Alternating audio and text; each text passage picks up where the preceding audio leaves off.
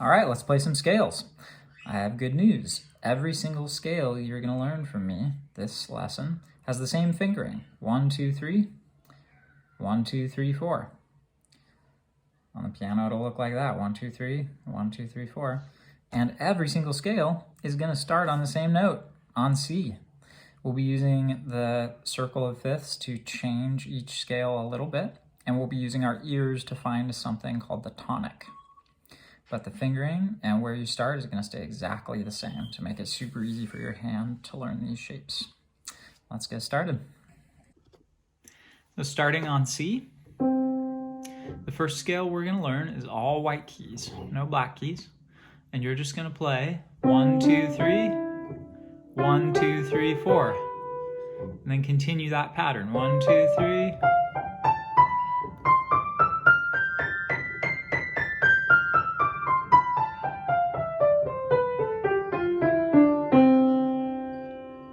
So same fingering back down as you used when you went up.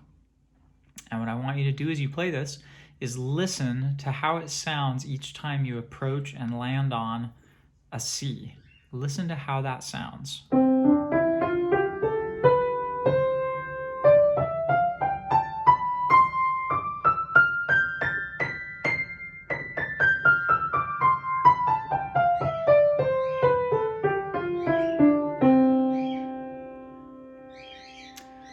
So in this scale, with no sharps or flats, no black keys, C is what's called the tonic. And what that means is that it's the note that has the least amount of tension in it. It's the note that every other note in this scale system in some way kind of points back to and wants to return to and wants to resolve to. So as we play every other scale, what we're going to be doing is listening for the tonic. And the tonic is going to change as we change these scales slightly. All right? So if you feel good about C, if you've worked that out, you can pause the video until your hand feels smooth. Then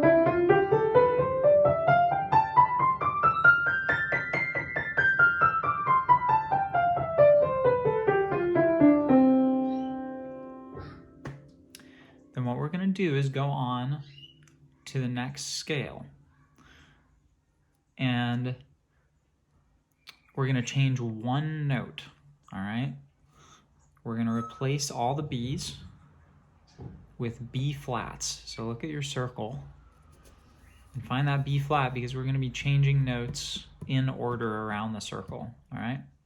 So what I want you to do is start on C again, same fingering, 1, 2, 3, 1, 2, 3, 4. But when you get to each B, it'll be a B flat instead of a B. So it's going to look like this. And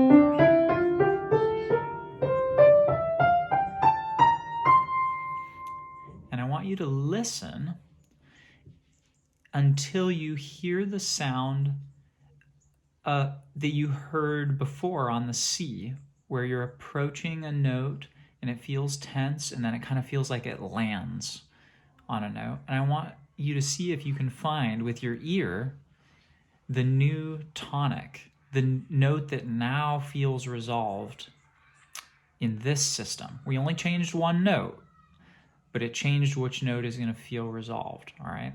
So I'm gonna do it with you so you can hopefully hear it better.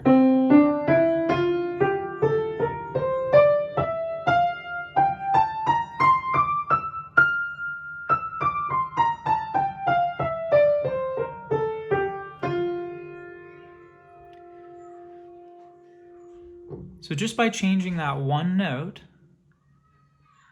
we have a new tonic. Now all the notes want to point at F. And if you'll notice on the circle of fifths, F is the next note after C. F is now the new tonic. So we're going to continue this pattern with scales where you start on C every time, 1, 2, 3, 1, 2, 3, 4.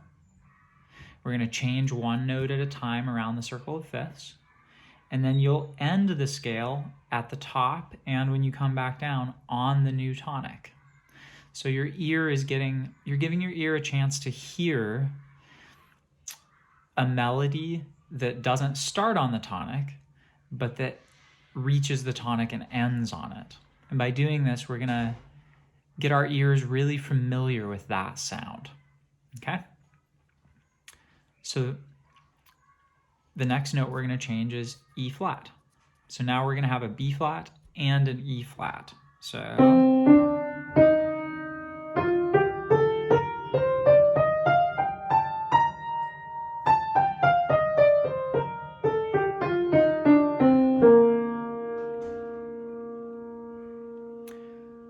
now we're in the key of B flat, which is the next one after F.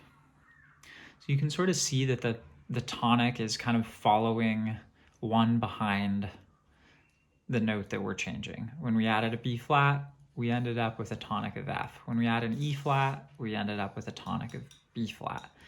And we're going to continue this pattern until we get to G flat. And that's going to be the last one for now, okay? So the next one we'll add is A flat.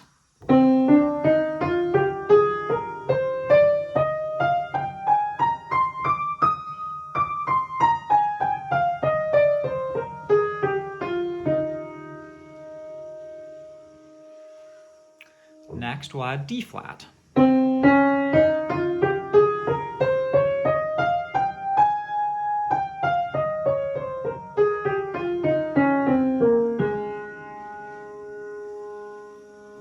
And finally, we'll add a G flat.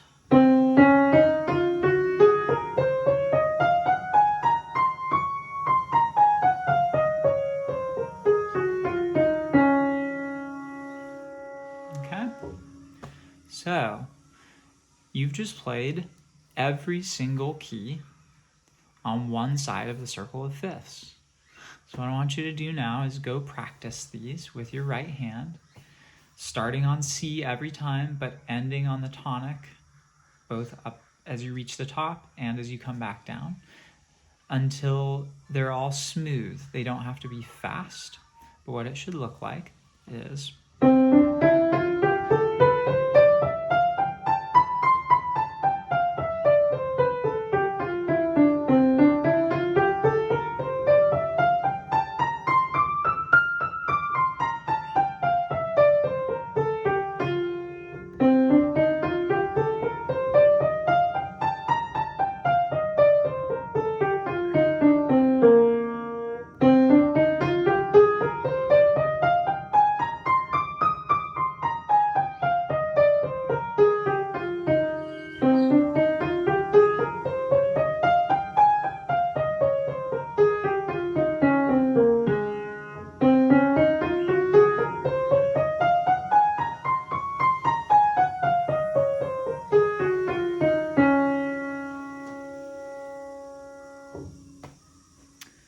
And once you can do that, even if it's slower than that, as long as it's steady and as long as you feel confident that you can hear, not that you're figuring out with your mind and with the circle, but that you can hear when the scale approaches and lands on the tonic.